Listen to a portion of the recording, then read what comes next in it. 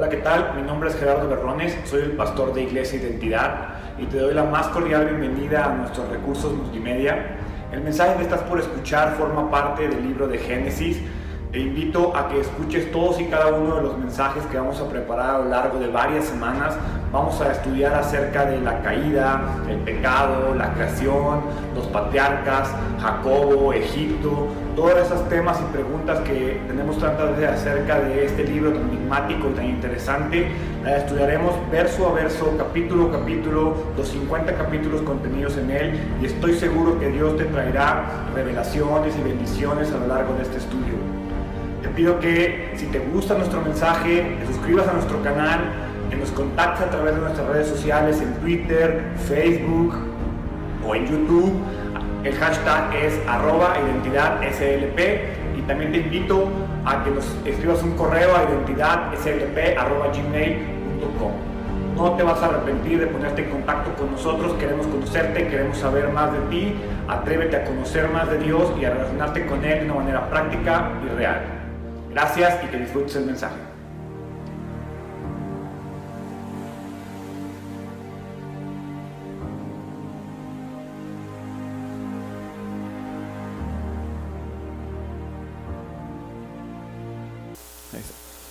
Bueno, les doy la bienvenida. Muchas gracias por estar aquí otro domingo más. Me encanta estar aquí con ustedes. Mi nombre es Gerardo, para los que no me conocen. Y estamos estudiando Génesis. Y la verdad es que el día de hoy quiero recordar cuál es el propósito que tenemos como iglesia. El propósito de identidad es acercar a las personas a Jesús de una manera real y práctica. Ese es como el objetivo general, acercar a las personas a Jesús de una manera real y práctica. Ya la versión extendida con más detalles dice, dándoles las herramientas para alcanzar la madurez en Cristo y hacerlos miembros de su familia, con el objetivo de prepararlas para servir a la iglesia y a la comunidad para que el nombre de Dios sea glorificado. El día de hoy vamos a ver uno de estos temas que tiene que ver con las herramientas que tú y yo necesitamos para alcanzar la madurez en Cristo. El título del día de hoy se llama Carácter de Fe. Y quiero comenzar con una pregunta. No sé si ustedes alguna vez se han preguntado cómo debe ser el carácter de una persona que tiene fe. Porque a veces uno un domingo dice, va, yo creo, va, yo confío, va, yo le entrego mi vida a Dios, pero ¿eso qué significa? ¿Qué tengo que hacer? ¿Cómo me debo de comportar? ¿Cómo debo de reaccionar? Y tenemos el concepto de que inmediatamente tenemos que convertirnos en estas personas santas, perfectas, que lo único que hacen es obedecer al pie de la letra la palabra de Dios. Y el día de hoy vamos a ver lo que significa tener un carácter de fe. Vamos a ver cómo Abraham, a pesar de sus errores, a pesar de sus desobediencias, a pesar de sus fallas, a pesar de todas las cosas que cometió incorrectamente, ¿qué cosas hizo Abraham o qué carácter tenía Abraham que lo llevó a convertirse en el amigo de Dios, que lo llevó a convertirse en el padre de la fe? Porque vemos esas dos cosas. Hemos estado estudiando a un hombre lleno de fallas, que al final de los tiempos Dios lo reconoce como el padre de la fe y como su amigo. Entonces algo tenía que haber en este hombre que no eran solo sus acciones, como pasa contigo y conmigo. Algo pasa en nosotros porque sabemos a la perfección que nuestras acciones están muy lejos de ser las correctas, muy lejos de ser las correctas. Pero ¿qué tenemos que tener nosotros en nuestras vidas para que digamos mi carácter habla de mi fe? ¿Qué características deben estar presentes en la vida de la persona que dice entregar su vida a Cristo? Porque una cosa es las cosas que voy a hacer y los errores que voy a cometer, y otra cosa son las actitudes y prácticas que sí soy consciente y que debería de comenzar a hacer poco a poco. Entonces, la última parte de la historia que nos quedamos es que después de que Lot y Abraham se separan, pues hay un periodo de cierta tranquilidad en Hebrón. Hebrón es el lugar donde se estableció Abraham. Y esta etapa se ve interrumpida cuando los reyes de Mesopotamia o los reyes del Oriente invaden las ciudades de las llanuras del Jordán. Ahora, si se acuerdan, el lugar que Lot escogió para establecerse, el lugar que Lot dijo, este lugar se ve bien bonito, próspero, está perfecto para mi rebaño, era precisamente ese lugar, las llanuras del Jordán. Entonces, en un punto en la historia, los reyes de Mesopotamia, los reyes del oriente, van e invaden estas regiones. Una de estas ciudades es Sodoma, donde Lot se estableció. Entonces, en este pasaje vamos a ver cómo Dios trabaja en el carácter de Abraham y cómo el mismo Abraham comienza a fortalecer su carácter a través de varios eventos que ocurren. En este pasaje también vamos a ver cómo Abraham sale en la defensa de su sobrino y poco a poco al hacerlo nos muestra los elementos más importantes de su carácter. Y a la vez en el pasaje del día de hoy vamos a ver la aparición de un sacerdote que se llama Melquisedec. Este personaje hoy no vamos a ver mucho acerca de quién es y lo que él hace, pero es un personaje muy importante acerca de lo que es la cristología. Es decir, quiero que veamos Hebreos capítulo 7, Hebreos 7:15, para que nos demos una idea de la importancia de quién es Melquisedec. Hebreos 7:15 dice, ese cambio resulta aún más evidente, ya que ha surgido un sacerdote diferente, quien es como Melquisedec. Hebreos está hablando de Jesús. Entonces vean lo que dice Hebreos.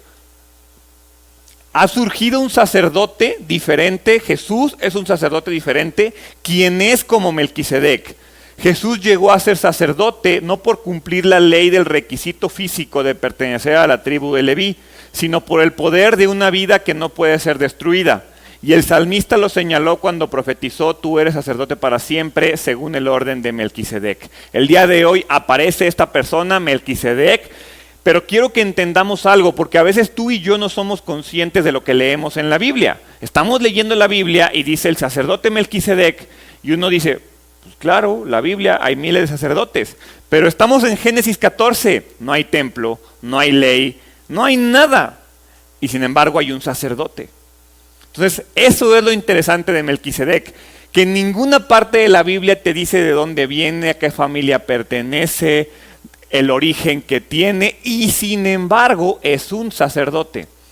Eso uno lo puede relacionar al origen de Cristo y a nuestro sacerdocio particular. La Biblia dice que tú y yo somos real sacerdocio. Entonces, habla de que no tenemos que tener un origen particular para poder ser sacerdotes. Con el paso del tiempo vamos a ver un poquito más de qué significa ser sacerdote, pero la importancia de Melquisedec es esa. Melquisedec es un cuate que en algún punto en la historia aparece en la Biblia y Abraham lo reconoce como un sacerdote. Aunque no había ley, aunque no había templo, aunque no había tradición de dar gloria y honra en ciertos rituales, pero sin embargo el sacerdocio ya estaba establecido. Es algo que estableció Dios mismo en la Biblia. Entonces, la relación con Melquisedec y Abraham es muy importante porque nos va a permitir a lo largo de Génesis entender el misterio de por qué Cristo es llamado sacerdote. ¿Por qué Cristo es sacerdote y por qué nosotros, al colocar nuestra vida en Cristo, somos llamados sacerdotes? Pero lo más importante del día de hoy es estudiar el carácter de Abraham. Y una parte que me gusta de esta historia es cómo vamos a encontrar los elementos de un carácter de fe. Quiero que comencemos en Génesis 14, versículo 1. Y la historia comienza con la invasión de Sodoma. Dice, en esos días estalló la guerra en la región Amrafel, rey de Babilonia, Arioc, rey de Elazar, Kedorlaomer, rey de Elam, y Tidal, rey de Goim, lucharon contra Bera, rey de Sodoma, Birsa, rey de Gomorra, Sinab, rey de Adma, Semeber, rey de Seboim, y el rey de Bela, también llamado Zoar. Este segundo grupo de reyes unieron sus ejércitos en el valle de Sidim, que es el valle del Mar Muerto. Además de nombres confusos y trabalenguas, lo más importante de este punto es que entendamos que estos versículos narran una, vamos a llamarle guerra, entre 5 ciudades rebeldes que se levantaron en contra de sus opresores. Es decir, en aquella época Mesopotamia, el gran imperio de Mesopotamia y el Oriente, tenía dominio sobre estas regiones. Ahora, no era un dominio en el cual ellos estuvieran gobernando o mucho menos. Sin embargo, era un dominio en el cual las ciudades del Jordán tenían que darle dinero y darle ofrendas y darle recursos a los reyes de Mesopotamia. Entonces la historia nos dice que en un punto se rebelan estas ciudades, dejan de pagar su dádiva y entonces los reyes del oriente se les dejan ir porque no era posible que no les dieran su dinero, ¿no? Y continúa la historia en cómo después de esto, en Génesis 14, capítulo 4, se da la invasión, es decir, se rebelan, eso no lo van a permitir y entonces invaden la región. Dice, durante 12 años había estado sometido al rey Kedorlaomer, pero en el año 13 se rebelan contra él. Un año después, Kedorlaomer y sus aliados llegaron y derrotaron a los refaitas en Astarot Kernaim, a los susitas en Am, a los semitas en Sabekiriatim y a los oreos en el monte Seir. Si no saben cómo ponerle a sus hijos, vénganse estos que están padrísimos los nombres. Hasta el Parán al borde del desierto. Luego dieron la vuelta y llegaron a En-Mispat, que ahora se llama Cades, y conquistaron todo el territorio de los amalecitas, también de los amorrios que vivían en Hasezón Tamar. Es decir, como les dije, los reyes del oriente habían dominado por 12 años al Jordán. En el año 13 ellos dicen ya no les voy a pagar nada, y en el año 14 les caen encima, los invaden y pues obviamente les pasan por encima. Eran reyes muchísimo más poderosos. Todos conocemos y hemos estudiado en la historia de la civilización y hemos escuchado acerca de Mesopotamia. Entonces era un imperio muy grande que llega y domina a las ciudades que estaban en las llanuras del Jordán. Comienza la batalla y vemos cómo son derrotados a partir del versículo 8. Dice, entonces los reyes rebeldes de Sodoma, Gomorra, Adma, Seboín y Bela, también llamada Zoar, se prepararon para la batalla en el valle del Mar Muerto. Lucharon contra Kedorlaomer, rey de Elam, Tidal, rey de Goim, Amrafel, rey de Babilonia, y Aroc, rey de Elazar. Eran 4 reyes contra 5.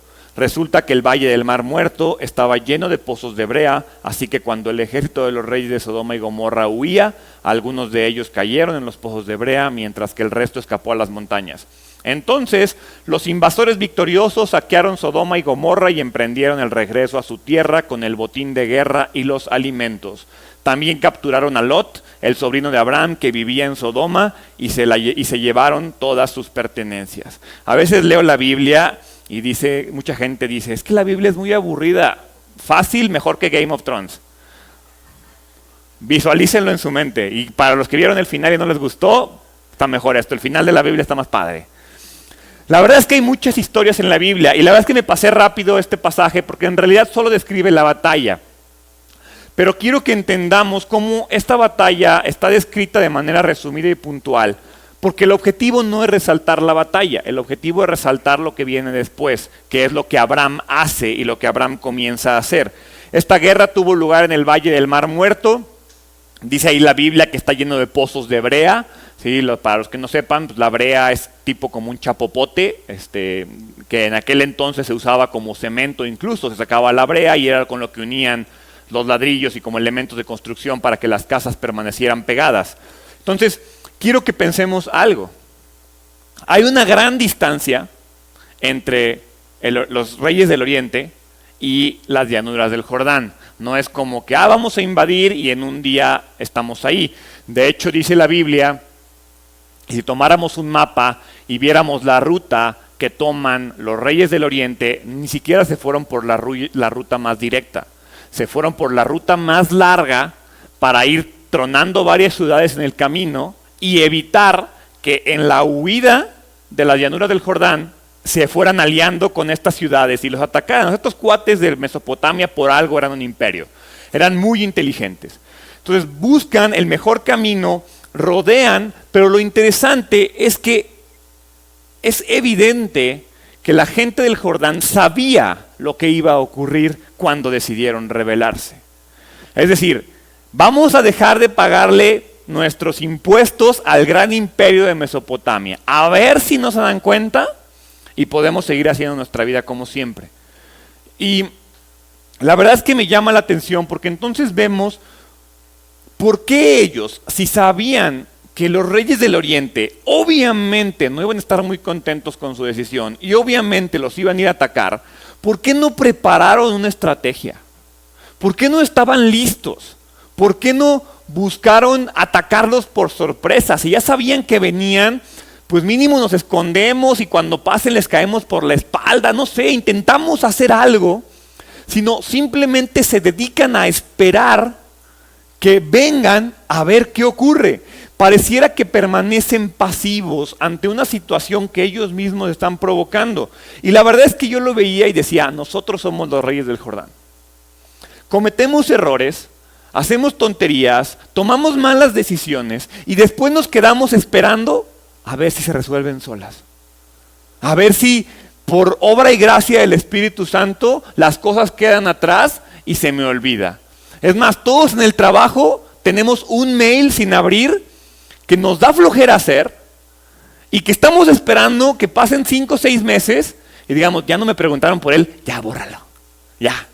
Y pasa, lo borras y a la semana, oye, ¿cómo vas con lo que te pedí hace como 5 meses? Chin, se me olvidó. Así somos, y pongo el ejemplo del mail del trabajo, pero todos tenemos algo así en la casa, sabemos que hay algo que hay que arreglar, pero ya después a la esposa dejó de darte lata con que lo arreglaras y lo dejaste ahí, pasa el tiempo y esperas que nunca se den cuenta de que se te olvidó hacerlo. En mi casa, su casa, bueno, casa de mi mamá, hay un hoyo en la pared, ¿sí? En el techo. Y la verdad es que me tocó durante muchos años mi mamá decirle a mi papá, el hoyo. Pasó el tiempo y nos acostumbramos a ese hoyo en la pared. Era una lámpara que nunca se puso. Y ahí estaba el hoyo bien hermoso. Hace como 1 mes o 2 meses estábamos en la casa y le volví a decir a mi mamá y la verdad es que se acordó y dijo, sí es cierto, el hoyo que tu papá nunca tapó, así como el pasamanos que nunca puso, así como el mosaico. Y la verdad es que todos tenemos algo ahí. Y son cosas bien sencillas. Pero lo mismo pasa con tu pecado. Todos tenemos ese pecado ahí, guardadito, que esperamos que no pase nada con él. Todos tenemos esa rebeldía, esa actitud, esa cosa que sabemos que está mal, pero permanecemos pasivos esperando que a Dios se le olvide, esperando que no tengamos consecuencias, o esperando y justificándonos diciendo, no va a pasar nada. Estos cuates de la llanura del Jordán sabían que algo andaba mal y permanecieron pasivos, como tú y como yo lo hacemos constantemente. A veces nos quedamos esperando que un problema se solucione solo, que alguien más tome la batuta y solucione un problema. Y la verdad es que al final, como estos cuates terminan avergonzados y humillados, terminan cayendo en los pozos de brea. O sea, piensa eso, los pozos de brea eran de ellos. Ellos pudieron haber hecho una estrategia militar, usar esos pozos de brea a su propio favor, pero por su propia pasividad, al huir, ellos terminan cayendo en sus pozos, en sus problemas y terminan avergonzados y humillados por su pasividad. El ejército invasor se apoderó de todo lo que tenían. En aquel entonces había una guerra, aplastaban a la ciudad y tomaban todo lo que había, era para ellos. Entonces, imagina eso, el mejor lugar de Lot, toda la riqueza que Lot tenía y que lo que sus ojos le permitieron ver que era lo mejor, por su pasividad, terminan en manos de otras personas. Lot cayó en manos del enemigo y la verdad es que la condición de Lot en este punto ilustra de una manera perfecta lo que con frecuencia le pasa a un cristiano que no logra separarse del mundo. Ahorita vamos a explicar qué significa separarse del mundo, porque cada vez que alguien dice mundano o separarse del mundo, como que dices, ay no, pero yo no quiero salirme del mundo me gusta y está bien padre. Pero no se habla de eso, pero quiero que antes de explicarles qué significa separarnos del mundo, quiero que veamos cómo Lot ilustra de la manera perfecta el cristiano que no se logra separar. La semana pasada hablamos de que la diferencia entre Lot y Abraham era específicamente esa, que Lot se dejaba guiar por lo que sus ojos le decían, por lo que el mundo le decía que era lo correcto, y por eso quiere agandallar a Abraham y quedarse con lo mejor, y decide alejarse de Dios, porque ni siquiera consultó con Dios qué era lo que debería de hacer o no. Ese es Lot. Entonces todo parece que está increíble, porque Lot se fue a la mejor tierra, a la mejor región, al mejor lugar. En este punto entendemos por qué Dios no le permitió a Abraham irse a ese lugar, porque si Abraham se hubiera ido a ese lugar, Abraham sería en este punto de la historia el que no tendría posesiones. Entonces, por esta razón, Lot termina en una terrible situación. Lot escogió tierra, escogió recompensa, escogió lo bonito del mundo y ¿qué crees? El mundo se lo arrebata. Por eso les digo, de la misma manera en la que un cristiano dice, escojo el mundo, eventualmente el mundo te va a arrebatar las cosas que tú mismo escogiste creyendo que eran las correctas. Él no hizo nada para ganarse las riquezas que tenía. Él no hizo nada para ganar la tierra que escogió. Y sin embargo se aferró tanto a ellas y les dio el lugar tan de prioridad en su vida que eventualmente el mundo se encarga de quitárselos. Sin embargo, Abraham, el creyente, el que está trabajando en su carácter, dice que él decide esperar, él confía y ¿qué crees? Al final obtiene una victoria y un premio que nadie le va a poder quitar. Y eso es lo que pasa. El creyente que fija sus ojos en Dios es más que un vencedor. Al final, cuando tú logras enfocar tus ojos en Dios, no me refiero a que lo único que veas es la Biblia, la iglesia y predicaciones. Eso no es enfocar tus ojos en Dios. Enfocar tus ojos en Dios es ver la vida de la manera en la que Dios ve la vida. Vamos a suponernos que en vez de pensar que vemos a Dios enfrente, es como si nos pusiéramos una mica, como si tuviéramos unos lentes para ver la vida a través de cómo Dios la ve. Eso es lo que significa poner nuestros ojos en Dios. Es usar los ojos de Dios para ver el mundo. Y eso es lo que hace Abraham. Pero quiero que entendamos qué significa separarnos del mundo. Porque uno puede decir, a ver, ¿qué significa separarnos del mundo? Vamos a ver, vamos a hacer así como mayoría de votos. ¿Quién cree que separarse del mundo es obedecer lo que la Biblia dice? Levante la mano. Con confianza. Ok, muy bien. ¿Quién cree que separarse del mundo es dejar de salir a fiestas con cuates que no son creyentes? Levante la mano. Como no les conviene, nadie la levantó, ¿verdad? Ok. ¿Quién cree que separarse del mundo es solamente tener amigos cristianos? Muy bien. Quiero creer que tienen un concepto correcto o no quieren levantar la mano porque todo lo que les estoy preguntando lo siguen haciendo, ¿verdad? La verdad es que pensemos en Abraham. De nuevo, ubiquémonos en la historia. Génesis 14. No hay ley. Génesis 14. No hay templo. Génesis 14. No hay, vamos a llamarle, una revelación de la voluntad de Dios. En este punto, lo único que sabe Abraham es lo que Noé escuchó y que Noé le fue pasando a sus hijos. Imagínate la noción que Abraham tiene de Dios. Tiene lo que le dijo su tatarabuelo y lo que Dios le prometió a él. Es decir, lo único que conoce Abraham de Dios es lo que le han dicho y lo que Dios le dijo a él. Entonces, ¿cómo Abraham se separa del mundo si no se trata de la Biblia, si no se trata de hacer lo que Dios dice, si no se trata de hacer lo que el pastor dice?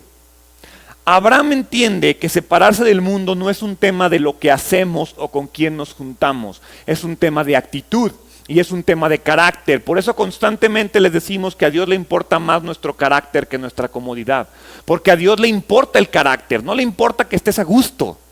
Le importa que tu carácter se vaya formando. Y entonces la actitud de Abraham es, vivo en el mundo, pero no soy del mundo. Pero no digo que no convivo con el mundo o que me alejo del mundo y que el mundo se lo lleve al infierno. Eso no es lo que está diciendo.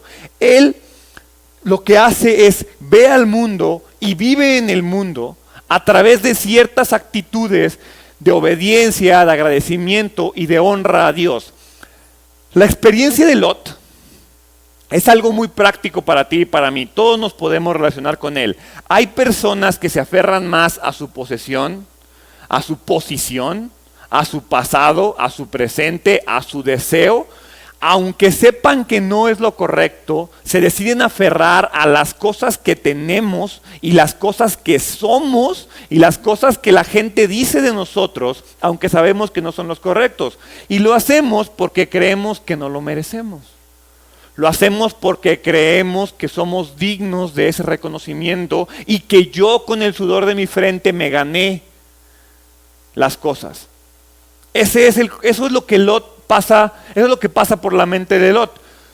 Al final creemos que a través de las posiciones, a través de las posesiones y a través de nuestra vida Dios nos está bendiciendo. Y que por lo tanto, si yo me aferro a mis bendiciones, en lugar de aferrarme al Dios de las bendiciones, estoy haciendo lo correcto. Lot está cometiendo exactamente ese error. Hoy en día el hombre no se compromete con Dios porque no logra separarse del mundo, porque no logramos alejarnos del mundo. Mucha gente está aquí hoy en día en la iglesia y no ha logrado separarse del mundo. Mucha gente obtiene lo que quiere en la iglesia y nunca regresa. No saben la cantidad de personas que conozco que vienen a la iglesia, consiguen novio y no vuelven a venir. No saben la cantidad de personas que conozco que vienen a la iglesia, consiguen trabajo y no vuelven a venir. Pero cuando estaban en el hoyo y cavando, no hombre, eran los más fieles, hasta llegaban temprano. ¿Por qué? Porque en realidad no estaban comprometidos con Dios, estaban comprometidos con lo que Dios les podía dar. Reciben lo que querían y no volvemos a saber de ellos. Eso es lo que está pasando aquí. Al final, yo conozco muchos Lots. ¿Cuántos Lots conoces tú en tu vida? Es más, analízalo, tú pudieras ser un Lot. Al final de la historia, lo que pasa es que Abraham demuestra que él puede servirle al mundo de una manera eficaz sin ser parte del mundo. Y lo hace ¿cómo? Ojo, aquí está la clave. ¿Cómo me separo del mundo? No es corriendo, no es dejando de juntarme con mis amigos, no es dejando de ir a fiestas, no es dejando de salir, no es dejando de ir con mi familia que no es cristiana. Esa no es la manera de separarme del mundo. Separarme del mundo es vivir en el mundo, pero de una manera fiel. De una manera que la gente, a pesar de que estoy con ellos, digan, este cuate no es como yo. Esta persona tiene algo diferente. Esta persona brota algo diferente de él.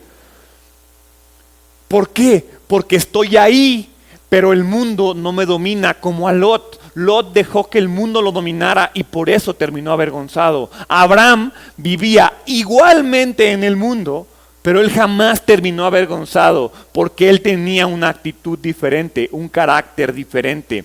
Quiero recalcar que cuando digo separado del mundo no me refiero a aislado del mundo, a aislado de la sociedad y que vivamos en una burbuja cristiana. No, al contrario, yo lo he dicho muchas veces, identidad existe para el no cristiano. Identidad existe para el que cree que las iglesias son mundos cerrados donde solamente hay grupitos de cristianos locos. Y el objetivo es que veamos que Dios no es eso, que al contrario, Dios nos prepara para caminar de una manera diferente en el mundo, para vivir y dar testimonio de una manera diferente en el mundo, sin tener que andar con el, ve lo que dice la Biblia, ve lo que dice la Biblia, ve lo que dice la Biblia. Porque si tú vives de una manera conforme a lo que dice la Biblia, ellos solitos van a llegar a preguntarte de, oye, ¿qué dice la Biblia? ¿Por qué tú eres diferente que yo? Si alguien no te ha llegado a preguntar qué hay diferente en ti o por qué pareciera que no te afectan las cosas de la misma manera, es porque puede ser que probablemente tu forma de vivir no está dando testimonio de lo que dice tu fe y que a tu carácter aún le falta preparación. Entonces Abraham era parte del mundo, participaba en las cosas del mundo. Vean el involucramiento de Abraham en las cosas del mundo. Versículo 13.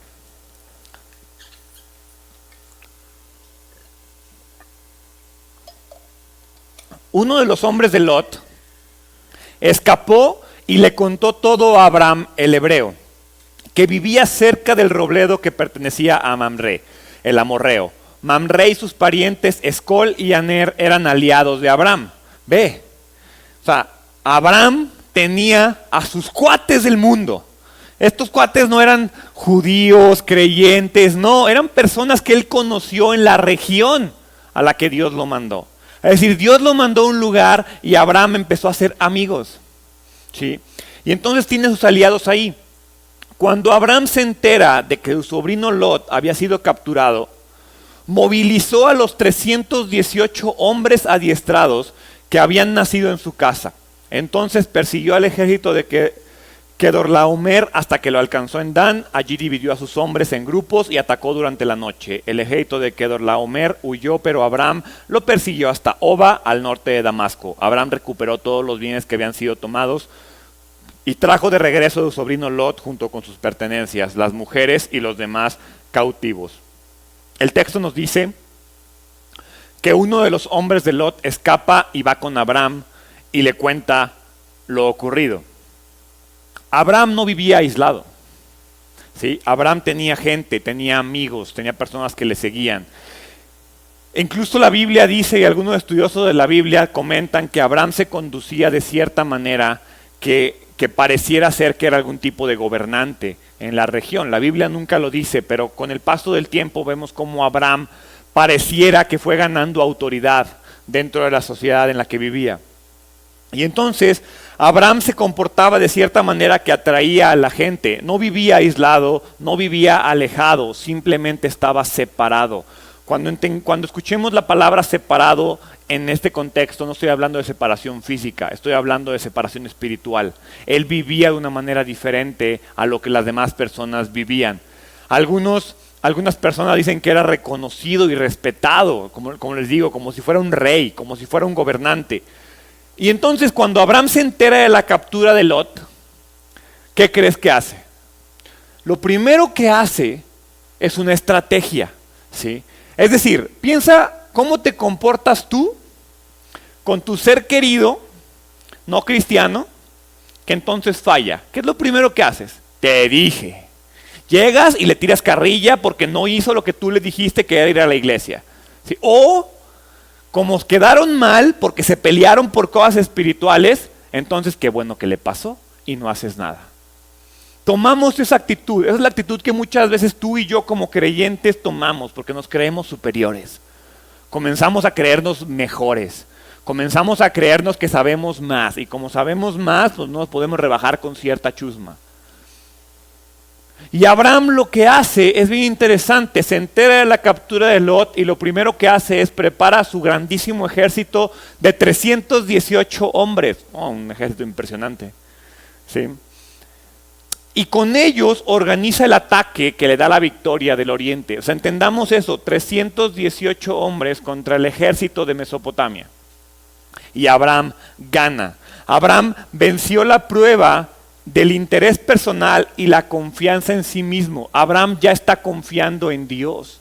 Abram sabe que no necesita un ejército mientras su confianza esté puesta en Dios. Y ahora, evidentemente, recibe la victoria por manos de Dios. Ahora, fíjense cómo el hecho de que Lot le haya quitado las mejores tierras, literalmente el hecho de que Lot lo haya agandallado, no le provocó ningún tipo de resentimiento a Abram. Y esa es la primera característica del carácter de un verdadero hombre de fe. La primera característica de un verdadero hombre de fe es que es alguien que no es rencoroso. Y la verdad es que lo que tú y yo somos más comúnmente es rencorosos. No nos podemos quitar la espinita. Alguien llega y te dice algo y tu primera reacción, no, pero ¿te acuerdas que hace como 35 años me viste feo? Pues no te he perdonado. Y ahí está, y luego estás, la verdad, las mujeres son expertas en eso. El hombre no se acuerda ni de la semana pasada. Y a media pelea, ¿te acuerdas que hace 4 años, en nuestro aniversario, no me dijiste que me veía bien bonita? No me acuerdo. César todavía de repente me dice, no es que yo me acuerdo perfectamente lo que traías puesto el día que me pediste que fuera tu novia. Y yo, date de santos que me acuerdo dónde te llevé. Sí, o sea, la verdad es que somos expertos en guardar rencor. Somos expertos en recordar lo que alguien nos hace mal. Y ve aquí el caso de Abram. Lot literalmente lo agandalló. Lot era rico por Abram.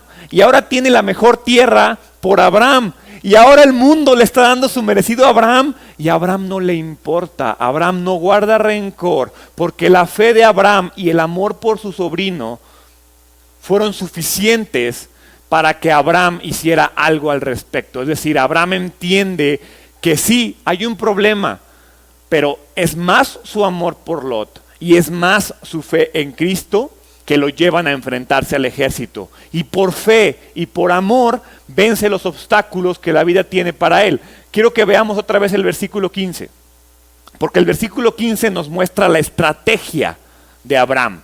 Cómo Abraham vence al gran ejército de Mesopotamia. Dice ahí que el versículo 15 dice, allí dividió a sus hombres, o sea, traía poquitos. Y además de que traía poquitos, los separa, los divide. Allí dividió a sus hombres en grupos, atacó durante la noche. Es decir, te está hablando de que Abraham no era un campesino pastor tonto, Te está hablando de que Abraham tenía una estrategia y era alguien muy inteligente y era alguien pensante que no se aventó a enfrentar un problema a lo tonto diciendo, yo confío en Dios, No, sí, confío en Dios, pero hago planes, planeo una estrategia y entonces dice, divide las fuerzas y ataca la noche, durante la noche. Usó el momento más oportuno y por eso el pequeño ejército de Abraham venció. Ve lo que está pasando. Abraham hizo un plan y lo puso en manos de Dios. Eso es lo que está pasando aquí. Combinó los talentos de un soldado con la gracia de un creyente. A ti y a mí se nos olvida eso. Queremos que todo esté perfecto y hasta que no vemos que tenemos el super ejército, que estamos listos para dominar el mundo, entonces queremos dar el primer paso y se nos olvida que Dios lo que te dice es, a ver, no se trata de ti, se trata de mí. Si no tienes un ejército es porque no necesitas un ejército. Si no tienes todas esas cualidades es porque no las necesitas, con la que tienes es suficiente, pero no te avientes a lo tonto. Planea, sé estratégico, sé un buen estratega. Y entonces confiando y planeando, confiando en la gracia de Dios, enfrenta ese problema. Y eso es la segunda característica de un hombre de fe. Ya vimos la primera, es alguien que no guarda rencor. No guardar rencor es una decisión. Nadie me puede venir a decir, es que yo soy así, soy rencoroso. No. El rencor lo guardamos por decisión propia. La verdad es que no hay necesidad de guardar el rencor. Lo hacemos porque creemos y lo usamos como arma de defensa. Entonces, guardar rencor es una decisión. Planificar y organizar también es una decisión. Gerardo, pero yo soy bien malo haciendo planes. Pues hay que aprender. Lo decía en el video que subimos entre semana, bueno, el día de ayer en Instagram. Esas son excusas. No eres bueno planeando, toma un curso de planeación. Hay miles de cursos de planeación. No eres organizado, toma un curso de organización del tiempo. Aprende, desea hacer las cosas que te faltan. Pero el carácter de un hombre de fe es no rencoroso y es organizado y planificador. Hay una gran diferencia entre un creyente pasivo y un creyente activo. Lot era pasivo. Lot decidió permanecer. Lot era el que veía una oportunidad y se agandallaba. Y entonces un creyente pasivo, como lo veíamos hace un momento, sabía que venían los problemas, sabía que la situación estaba difícil, pero permaneció pasivo esperando que Dios lo librara del problema. Piensen en esto. Todos supimos, espero, lo que pasó estas últimas 2 semanas entre Trump y Andrés Manuel López Obrador, ¿no? El famoso 5% de arancel que le querían cobrar a México para todo lo que entrara a Estados Unidos. ¿Sí? Y entonces creo y esperaría que la gran mayoría de los que estamos aquí supiéramos que eso estaba ocurriendo en nuestro mundo, porque si no, creo que tenemos un pequeño problema. Pero si sí lo sabían, les pregunto, ¿qué estaban haciendo mientras se enteraban de eso? ¿Qué comenzaron a hacer? Porque hay un gran problema, si lo veías y tu única actitud era de crítica ante el Twitter, es que tenemos un presidente bien menso. Y es que Trump está bien loco. ¿Sí? A mí me quedó bien claro la gran diferencia entre una gente que está destinada a ser exitoso y una persona que no. La verdad es que yo en mi mente dije, va a haber broncas, dije tal vez es buen momento como de comprar dólares o hacer algo porque no sabemos qué vaya a pasar. cómo podremos cuidar el dinero, porque la verdad es que no sabemos cómo nos pueda pasar las cosas. La verdad es que no soy un estratega ni un gran financiero, pero estaba como planeando algo, ¿no? Y entonces, en ese momento llega alguien del trabajo, de la gente de comercio internacional, y llegan y me dicen, oye Gerardo, pues fíjate que viene este problema y el director nos acaba de hablar y nos acaba de decir que cuánto material tenemos en nuestra bodega de Estados Unidos. No, pues tantos miles de dólares. Ah, ok, quiere que te los traigas el lunes. Y yo, ¿por qué? Porque si me los traigo el viernes, me van a cobrar 5%. Oye, pero todavía no es seguro. Pues sí, pero dice que por si las moscas, prefiere no pagar el 5% de esos millones, de esos miles de dólares. Y yo dije, claro, esta persona es una persona que sabe y que no permanece pasiva criticando en Twitter y diciendo, tengo el peor presidente del mundo, y no haciendo nada al respecto. Es alguien que sabe, un creyente pasivo es alguien que se espera, ay, ojalá y Brad lo resuelva. Alguien activo está diciendo, ¿y qué voy a hacer si no lo resuelve? Y pongo ese ejemplo porque acaba de pasar. Pero todos tenemos un problema al que permanecemos pasivos. Esperamos que la tarjeta, que Banamex un día te hable y te diga, oiga, ¿qué cree? Le voy a perdonar la deuda porque ha pagado el mínimo bien constante durante 25 años. Ay, gracias Dios. En lugar de hacer una estrategia y un plan y ser organizados para vencer y darle la vuelta a nuestras deudas. ¿Ven cómo no tiene nada que ver con ir y ver lo que la Biblia dice? Son temas de carácter. Planeo y confío en que Dios me va a dar las herramientas. No es, me quedo sentado diciendo, ay, que Dios me libre de mis problemas. No, es hago un plan y confío en que Dios me va a librar de los problemas. Un creyente activo sabe que hay problemas y sale a enfrentarlos. Planea una estrategia y confía en Dios para salir adelante. Es decir, es alguien valiente, es alguien proactivo. Esa es la tercera característica, valentía y proactividad. Finalmente vemos cómo obtiene la victoria Abraham y derrota completamente al enemigo. Es decir, no nada más le ganó y lo hizo correr, lo persigue para evitar un contraataque.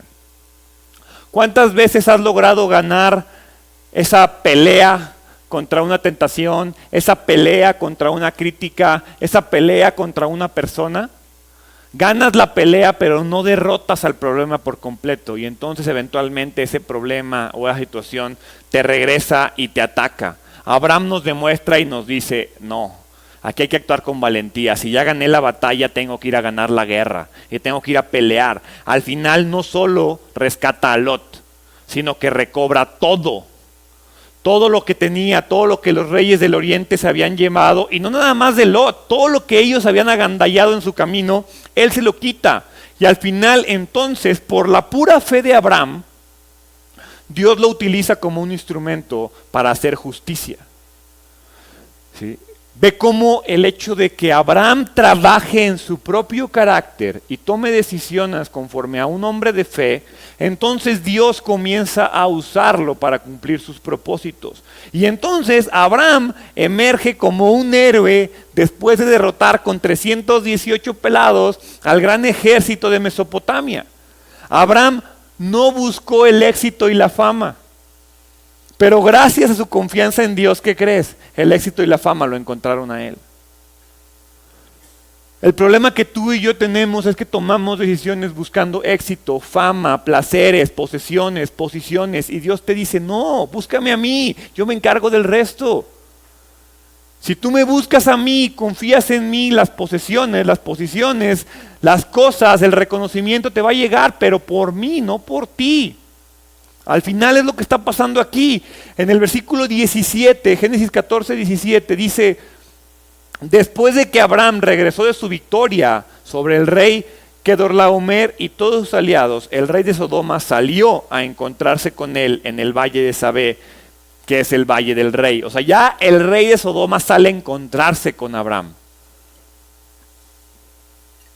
Dice el versículo 18, ahora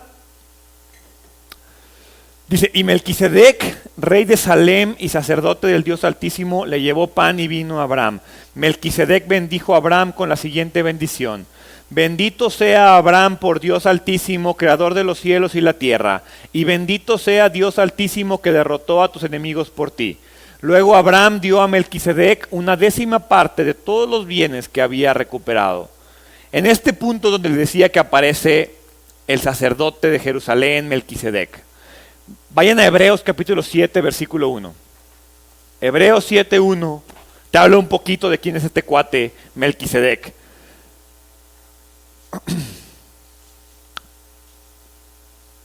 Dice, este Melquisedec fue el rey de la ciudad de Salem y también sacerdote del Dios Altísimo.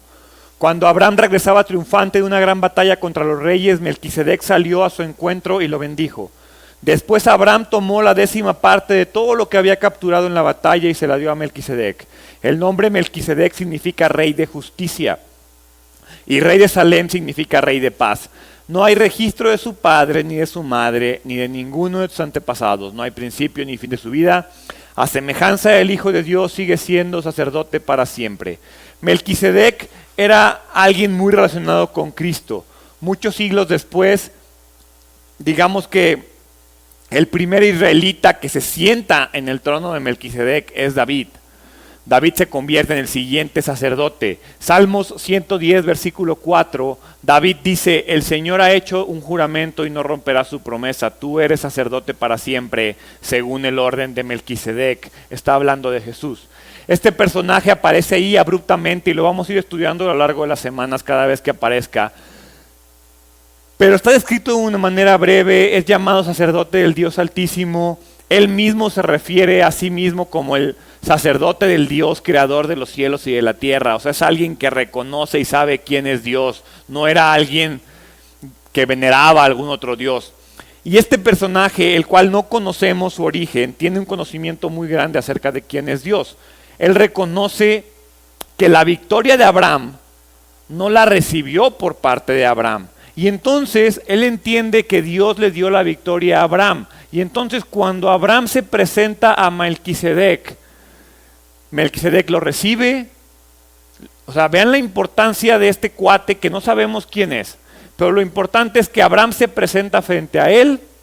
Melquisedec lo bendice. ¿Sí? Le dice, tu victoria te la dio el Dios Altísimo, creador de los cielos y la tierra. Yo te bendigo en el nombre de este Dios. Y entonces Abraham le da el 10% de todas las cosas que él había ganado. Es decir, Abraham reconoce la grandeza de este hombre y le entrega los diezmos de todo lo que había ocurrido. Esa es la cuarta característica de un hombre con fe. Es alguien generoso. Ahora quiero hacer ahí un paréntesis, porque esta es la primera vez en la Biblia que aparece el vocablo diezmo. Y en este punto en la historia se confirma que el diezmo no es una ley. Abraham no llegó y le dio el diezmo porque la ley decía que lo hiciera. El diezmo y la generosidad son actitudes del corazón. Hay personas, hay maestros de la Biblia que dicen, usando estos versículos, que Abraham instituyó el diezmo en este punto. Y no es cierto. Abraham nunca dijo, a partir de ahora todo aquel que reciba bendición deberá entregar el 10% de lo que posee. No, no lo dice. Simplemente la Biblia nos presenta que Abraham está tan conmovido por la presencia y la bendición que recibió de Melquisedec, que le entregó por decisión propia la 10ª parte de los bienes que él obtuvo. ¿Sí? La verdad es que, como les digo, este versículo es sacado de contexto en muchas iglesias para asegurar que Abraham está diciendo, hay que diezmar como lo hizo Abraham. Pero en realidad es que, al igual que lo vimos con Caín y Abel, esto tiene que ver con un tema de actitud. Abel le dio su ofrenda a Dios con la actitud correcta. Caín lo hizo con la actitud incorrecta. Por lo tanto, la ofrenda de Abraham fue recibida. En este caso, Abraham está siendo generoso. O sea, el rey Melquisedec, ni rey era, el sacerdote Melquisedec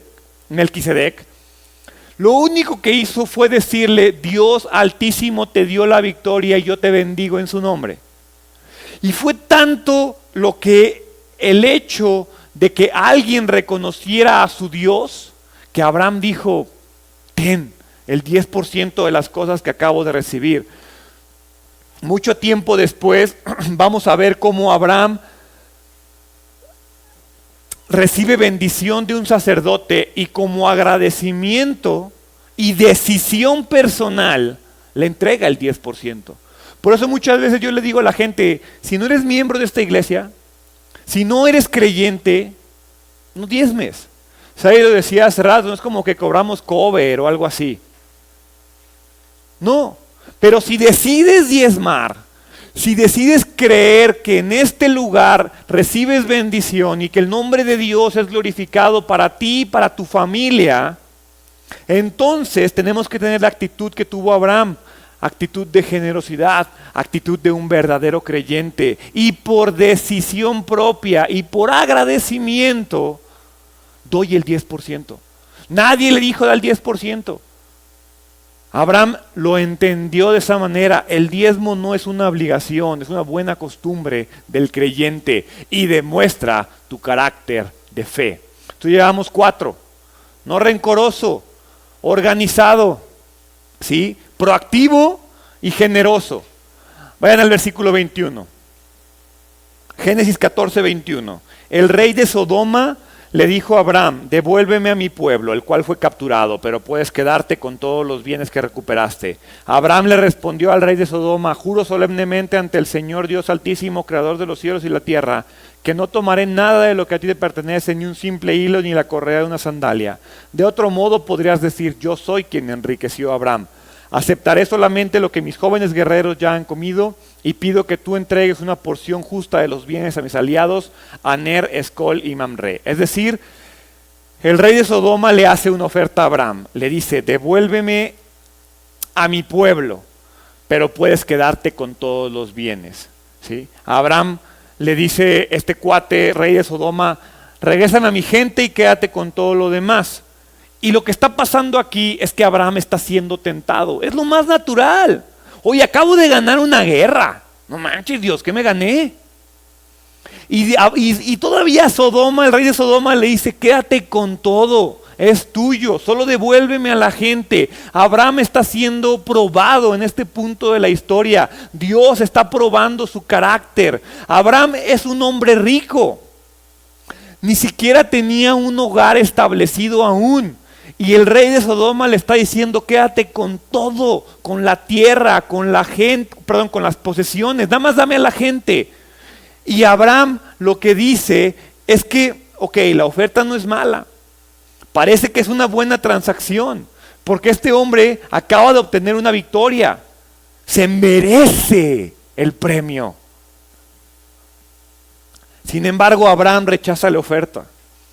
Y al rechazarla, lo que está haciendo es confiar y mostrar su confianza en Dios. Porque Abraham no tenía un lugar, pero su confianza estaba puesta en la promesa de Dios para su vida. Y eso es lo que Abraham necesitaba para mantenerse firme y lleno de esperanza. Abraham entiende que es mejor confiar en Dios que en las riquezas. Abraham entiende que no debe ser cegado por la fama y el éxito, que sus ojos deben de permanecer puestos en Dios. Y esa es la quinta característica del creyente. La quinta característica es una plena confianza en Dios. Un verdadero creyente no guarda rencor.